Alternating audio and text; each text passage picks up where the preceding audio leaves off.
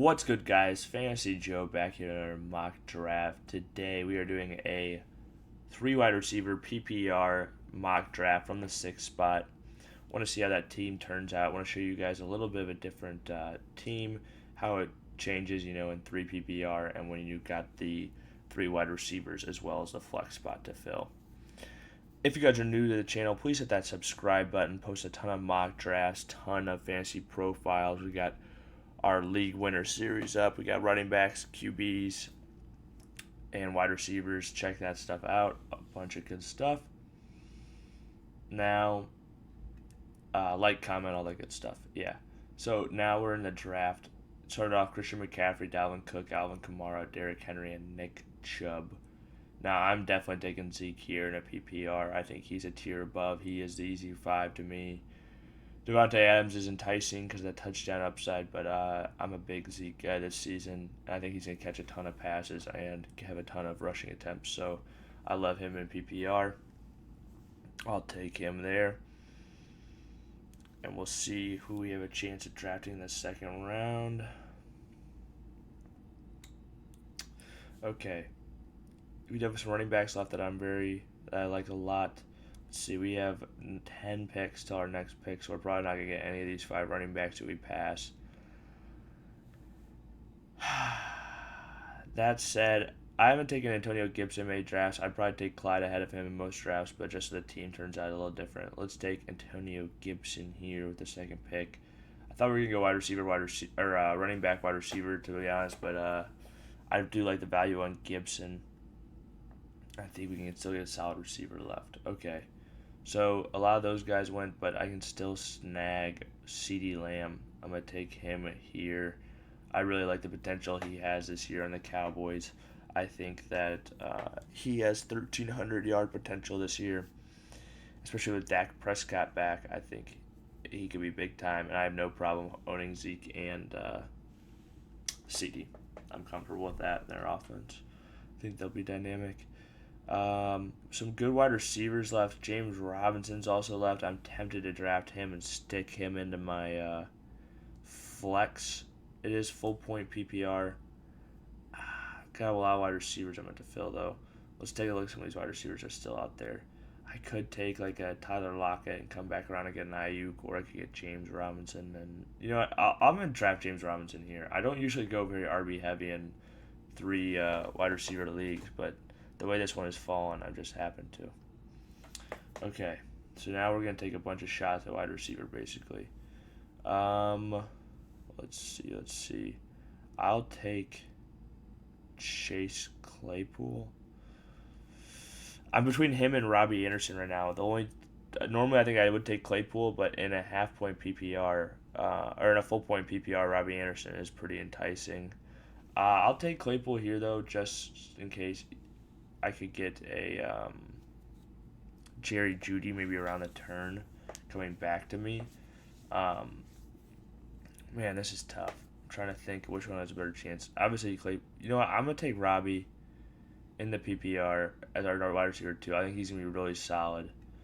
We took CeeDee Lamb, who has that big, he could be finish as a top 5 wide receiver. A little bit less consistent type of guy. We're aiming for ceiling with him, so I'm going to take the floor with Robbie Anderson in the full point PPR. And, of course, Jerry Jeudy did get taken already, but that's fine. Looking at the receivers left, Debo is tempting. Man, Gus Edwards still out there. I'm not going to draft him because I feel like this is just a value because people not everyone's updated their rankings yet, but Gus Edwards is a steal at this point in drafts. I'd be taking him in probably the 5th round of a PPR, maybe even the late 4th. I think he's going to have a very good year. Now that J.K. Dobbins is out, I put a video up on that. You guys can check that out. But looking at the receivers left, so guys I'm still interested in are Debo, Corey Davis, Antonio Brown, Devonta Smith, Laviska Shenault. Interested in all of them. So I am going to take... I'm between Debo. You know what? I'll take Debo here. I think he could be a really solid wide receiver 3 for all the weeks he's healthy. and I think I'll still be able to snag another one of these guys. Dang it, Devonta Smith went. I was hoping to get him in this next round. Not the way the cookie crumbled. Corey Davis is still out there, though. I think Corey Davis is a good value in a PPR at this point. We saw him get heavily targeted in that one game by Zach Wilson. I think he has that potential at least to be, just targeted like crazy to be the number one on that offense. And if that happens, that would be absolutely huge, especially when you can draft him so late. Draft's having a little bit of a tough time loading right now. We'll hope it figures that out. We can talk some fantasy in the meantime. A couple things I want to talk about. Darrell Henderson, for example. We saw McVay came out the other day and basically said what I initially said, which was I thought the Sony Michel move was more of a depth piece. I'm not saying Sony Michel won't have 4 or 5 carries a game or more. I think he'll have games too where he is the lead back, but I do think that the plan is for Darrell Henderson to be the primary guy still.